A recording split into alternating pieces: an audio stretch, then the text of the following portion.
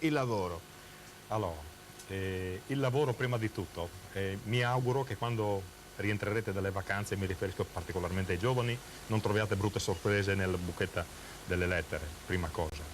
Secondariamente, mi fa pensare il fatto che stiamo pagando tutte le tasse, e qui mi riallaccio anche al lavoro e a quanto ci prendono, sia chi ha una piccola impresa che ha una partita IVA e sia chi ha la busta che vede quanto gli detraggono. Vi siete accorti dalla stampa locale che i nostri regionali, il maltolto nel tempo dei 3-4 anni è stato restituito con i pezzi che hanno acquistato a suo tempo.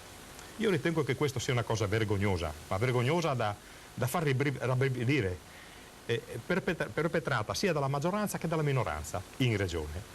Com'è possibile restituire iPhone, computer, stampanti, dopo 4 anni averle prese e restituirle alla regione, che se vengono venduti all'asta riusciremo a recuperare perlomeno, per dirla tanta, il 10% di quello che valgono realmente? Questo è una vergogna, è prenderci in giro.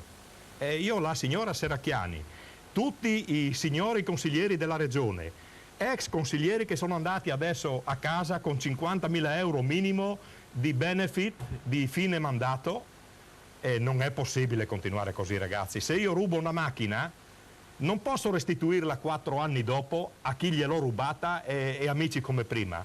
Se voi non pagate il bollo auto, amici, quando vi arriva Equitalia con la targhetta pagate il bollo auto più gli interessi, più tutto il resto. Quindi questi signori non ritornare i pezzi che hanno acquistato in maniera poco chiara, con distrazione di fondi, perché se li restituiscono vuol dire che erano mal tolti, no? Se non sbaglio. Correggetemi se sbaglio. Quindi a questo punto, signori, vengono detratti dai gruppi consigliari tutti quei soldi che sono stati spesi in malo modo, compresi degli interessi. Allora c'è una pari dignità fra cittadino e istituzioni, altrimenti continua a non rispettare queste istituzioni. Scusatemi. È stato chiaro e trasparente, e talmente chiaro che ben furpa i bocchi.